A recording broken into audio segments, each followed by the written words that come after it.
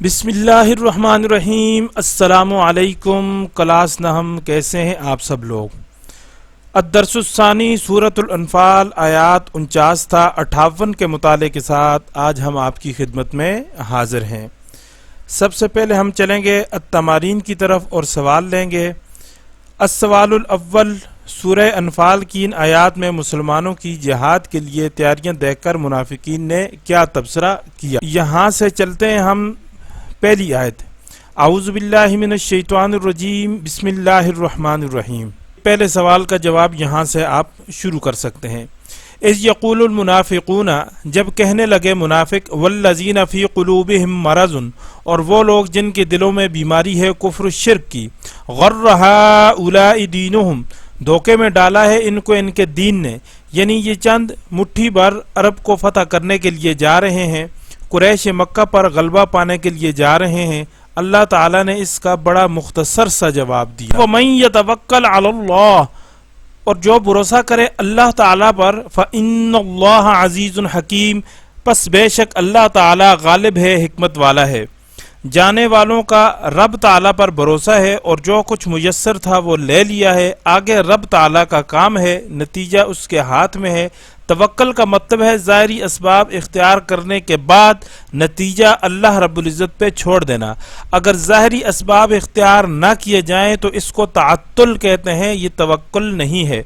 जैसा किसी शायर ने कहा, तवक्कुल का ये मतलब है कि खंजर तेज रख अपना, इंजाम उसकी तेजी का मुकद्दर के हवाले कर। तो रब ताला ने फरमाया कि इनको दीन ने धोखे में नहीं डाला, बल्कि इनका रब अल्लाह रब्बुल इज़्ज़त है और उस पर ये तवक्कल किए हुए हैं। तो यहाँ तक पहुँचकर ये पहले सवाल का जवाब मुकम्मल हो जाता है। अब फिर चलते हैं हम अत्तमारीन की जानिब। अस्सवालुर राबे, मंदरजा झैल आयात का मफ़हूम बयान कीजिए। वापस आते हैं हम, ये इस आयत का मफ़हूम आगे इस सवाल का जवाब होगा। यहाँ से हम इस आयत की तफसीर करते हैं। इज़ यतवफ़्फ़ल लज़ीना कफ़रुल मलाइका, जिस वक़्त जान निकालते हैं इन लोगों की जो काफिर हैं, फरिश्ते जिस वक़्त जान कब्ज़ करते हैं इन काफिरों की, यज़रिबूना वजूहहुम व अदबारहुम, तो इनकी पुश्तों और मुँहों के ऊपर ज़रबें लगाते हैं। तफसीरों में लिखा है कि मक़ामिउ मिन हदीद, के लोहे के हथौड़ों से मारते हैं, मुँहों पर भी मारते हैं और पुश्तों पर भी मारते हैं। लेकिन साथ खड़े हुए डॉक्टर, हकीम या कोई और शख्स, उसको पता नहीं चलता कि मरने वाले के साथ क्या हो रहा है। जैसे एक शख्स अगर आपके पास सोया हुआ है और ख्वाब में वो कोई खौफनाक चीज़ देख रहा है कि उसको कोई जानवर भगा रहा है या किसी भी तरह की मुसीबत में वो गिरफ्तार है, तो वो मुकम्मल तौर पे उसको महसूस करता है, लेकिन आप उसके पास बैठे होते हैं, आपको वो चीज़ महसूस नहीं होती। ऐसे ही ये चीज़ें अल्लाह ताला ने गैब में रखी हैं, इनको इसी तरह मानने का नाम ईमान बिल गैब है। अगर अल्लाह ताला हमें दिखाए तो फिर ईमान बिल गैब तो न रहा। तो याद रखना चाहिए कि जान निकालते वक्त फरिश्ते सवाल व जवाब करते हैं, गुफ्तगू होती है, मार पड़ती है। अगर नेकोकार है तो वो उस सवाब के मज़े लेता है। ये सब कुछ हक है। और कहते हैं कि वज़ूक़ु अज़ाबल हरीक़, इनको कुफ़ार को, मुशरिकीन को, मुनकरों को फरिश्ते कहते हैं कि अब तुम चखो जलने वाले अजाब का मज़ा। कब्र में जाने के बाद दोज़ख जन्नत सामने आती है, हिसाब किताब शुरू होता है, लोग क़यामत को दूर समझते हैं। हालांकि हज़रत सल्लल्लाहु अलैहि वसल्लम ने फरमाया, मम माता फ़क़द क़ामत क़ियामतहु, कि जो फौत हो गया उसकी क़यामत बर्पा हो गई। फरमाया ज़ालिका, ये जो सज़ा तुम्हें हो रही है, बिमा क़द्दमत ऐदीकुम, ये इस वजह से है कि ये तुमने अपने गुनाह आगे भेजे। दुनिया में तुमने हक वालों की मुखालफत की, तुम्हारे हाथों ने ये आमाल किए और तुम्हारे हाथों की ये कमाई है। व अन्नल्लाह लैसा बिज़ल्लामिल लिल अबीद, और बेशक अल्लाह ताला अपने बंदों पर ज़र्रा बराबर भी जुल्म करने वाला नहीं। यानी ये तुम्हारे कुफ्र और शिर्क का बदला है, ये अल्लाह रब्बुल इज़्ज़त ने यहाँ पर बता दिया। तो ये हो गया यहाँ तक चौथे सवाल का जवाब। आल फिरऔन, इन लोगों की आदत है जैसे आदत थी फिरौनियों की। वल्लज़ीन मिन क़ब्लिहिम, और इन लोगों की जो इनसे पहले थे, जैसे नमरूद, कौम सालेह, कौम लूत, कौम नूह, इनकी आदत भी ऐसे ही थी। कफरू बि आयातिल्लाह, इनकार किया उन्होंने अल्लाह की आयात का। آیات سے مراد آسمانی کتابیں ہیں، صحیفے ہیں، معجزے ہیں۔ انہوں نے اللہ کی کتابوں کو بھی جھٹلایا، معجزات کو بھی جادو کہہ کے رد کر دیا۔ خاص معجزات ان کے مطالبے پر ظاہر کیے گئے۔ قرآن پاک میں متعدد مقامات کے اوپر ان واقعات کا تذکرہ ملتا ہے۔ مثال کے طور پہ حضرت صالح علیہ السلام کی قوم سمود نے ان سے ایک عجیب مطالبہ رکھا، اور انہوں نے کہا کہ یہ چٹان ہے، اس چٹان پر آپ ہاتھ رکھیں، یہ پھٹ جائے، اس سے اونٹنی نکل آئے اور وہ گابن ہو اور وہ بچہ بھی جنے۔ اللہ رب العزت نے حضرت صالح علیہ السلام کے ہاتھ پہ یہ معجزہ ظاہر کر دیا، اور وقت مقرر ہوا، ہجر شہر والے سب مرد، عورتیں، بچے، بوڑھے، جوان، وہ بھنگڑا ڈالتے ہوئے، ناچتے کودتے، مذاق کرتے ہوئے آئے کہ یہ ایسا تو ہو ہی نہیں سکتا، ہم نے عجیب مطالبہ رکھا ہے۔ لیکن بہرحال ایسا ہو گیا، چٹان پھٹی اور اس سے اونٹنی برآمد ہوئی اور اس نے بچہ جنا۔ اللہ نے فرمایا ھذہ ناقۃ اللہ لکم، یہ اللہ تعالیٰ کی اونٹنی تمہارے لیے نشانی ہے۔ لیکن اس معجزے کو دیکھنے کے بعد بھی کوئی بھی ایمان نہ لایا، تو فرمایا فاخذہم اللہ بذنوبہم، پس اللہ نے ان کو ان کے گناہوں کے بدلے پکڑ لیا۔ ان اللہ قوی شدید العقاب، بے شک اللہ تعالی سخت سزا دینے والا ہے۔ یہ سزا کیوں دیتا ہے؟ ذالکا، یہ اس لیے دیتا ہے بِأَنَّ اللَّهَ لَمْ يَكُ مُغَيِّرًا، بے شک اللہ تعالی نہیں بدلنے والا، نعمت کو انعمها علی قوم، جو نعمت دی ہے اس نے کسی قوم کو، حتی یغیر ما بانفسہم، یہاں تک کہ وہ خود بدل دیں اس کو جو ان کے نفسوں میں ہے۔ اسی کو کسی شاعر نے کہا، خدا نے آج تک اس قوم کی حالت نہیں بدلی، نہ ہو خیال جس کو آپ اپنی حالت کے بدلنے کا۔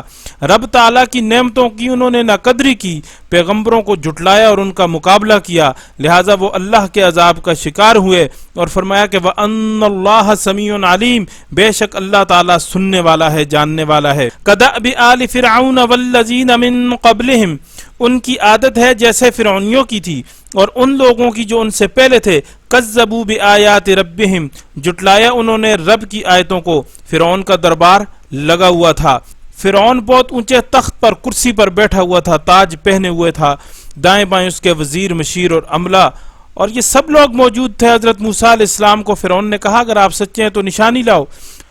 موسیٰ علیہ السلام نے جس وقت عصا ڈالا اور وہ اژدہا بن گیا اور فرعون کی طرف بڑھا، فرعون بدحواسی کے عالم میں گر پڑا۔ عجیب منظر تھا کہ ڈر کے مارے فرعون نیچے تھا اور اس کی جو کرسی ہے وہ اس کے اوپر تھی۔ فرعون بڑا ظالم اور جابر تھا، کان عالیم من المسرفین، وہ بہت زیادہ دنیا کے اندر فساد برپا کرنے والا تھا۔ اب جس وقت اس کے اوپر یہ سختی آئی تو وہ باقی لوگ بھاگ کھڑے ہوئے، لیکن فرعون یہ سارا کچھ دیکھنے کے بعد کہنے لگا سحر مبین، یہ تو موسیٰ علیہ السلام نے جادو کر دیا ہے، اور پھر اس طریقے سے اس نے جادو میں مقابلہ کیا، وہاں بھی شکست کھائی۔ اللہ رب العزت فرماتے ہیں فَأَهْلَكْنَاهُمْ بِذُنُوبِهِمْ، ہم نے ان گناہوں کے سبب اس کو ہلاک کر دیا۔ وَأَغْرَقْنَا آلَ فِرْعَوْنَ، فرعون حامان اور ان کا لشکر بیل کلزم میں غرق ہو گیا۔ حضرت موسیٰ علیہ السلام، حضرت ہارون علیہ السلام اور ان کے ساتھی بنی اسرائیل کے لیے خشک راستے بنا کر ان کو دریا عبور کرا دیا۔ فرمایا وَكُلٌّ كَانُوا ظَالِمِينَ، یہ سب کے سب ظلم کرنے والے تھے، اس لیے اللہ رب العزت نے ان کو برباد کر دیا۔ اب آتے ہیں سوال کی طرف، السوال الثالث، اس سبق میں فرعون اور آل فرعون کی ہلاکت اور بربادی کے کیا اسباب بیان ہوئے ہیں؟ تو تفسیر آپ نے سنی، اب اس کو میں اختصار کے ساتھ بیان کرتا ہوں جو سوال کا جواب ہوگا کہ درج ذیل اسباب بیان ہوئے۔ نمبر 1، انہوں نے اللہ تعالیٰ کی آیات کو جھٹلایا۔ نمبر 2، اللہ تعالیٰ نے ان کے گناہوں کی وجہ سے انہیں ہلاک کیا۔ نمبر 3، فرعون اور آل فرعون نے اللہ تعالیٰ کے رسولوں اور انبیاء کو جھٹلایا۔ نمبر 4، آیات الہی کو انہوں نے قبول نہ کیا۔ نمبر 5، ان کے گناہوں کی وجہ سے اللہ تعالیٰ نے ان سے اپنی دی ہوئی نعمتیں مثلاً باغات، چشمے، کھیت، خزانے اور محلات سب چھین لیے۔ نمبر 6، اللہ تعالیٰ کسی کو تکلیف نہیں دیتے مگر انہوں نے خود برے عمل کیے تو اللہ تعالیٰ نے انہیں ہلاک کر دیا، سمندر میں غرق کر دیا۔ نمبر 7، اللہ تعالیٰ نے ان پر کوئی ظلم نہیں کیا بلکہ خود ہی انہوں نے اپنے اوپر ظلم کیا اور نتیجتاً تباہ و برباد ہو۔ یہاں تک ہوا تیسرے سوال کا جواب، آگے چلیں گے۔ ان شر الدواب عند اللہ الذین کفروا فهم لا یؤمنون، بے شک سب سے زیادہ بدتر اللہ کے نزدیک وہ لوگ ہیں جو کافر ہیں اور وہ ایمان بھی نہیں لائے۔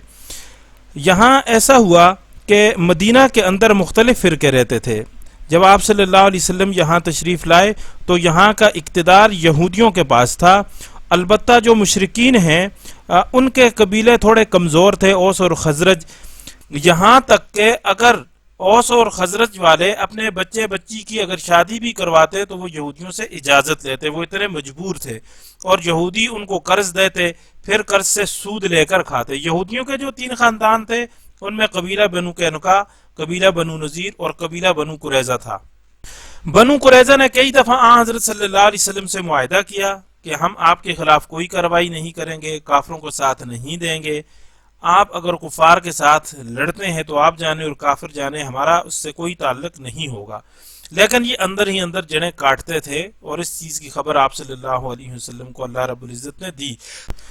فرمایا ان شر الدواب عند اللہ الذین کفروا، بے شک بدترین جانور اللہ کے نزدیک وہ کافر لوگ ہیں، فہم لا یؤمنون، جو ایمان نہیں لے کے آتے، الذین عاہدت، کہ وہ لوگ ہیں جنہوں نے آپ سے معاہدہ کیا، منہم ثم ینقضون عہدہم فی کل مرہ، پھر وہ ہر دفعہ معاہدہ توڑ دیتے ہیں، وہم لا یتقون، اور اس عہد شکنی سے ڈرتے بھی نہیں۔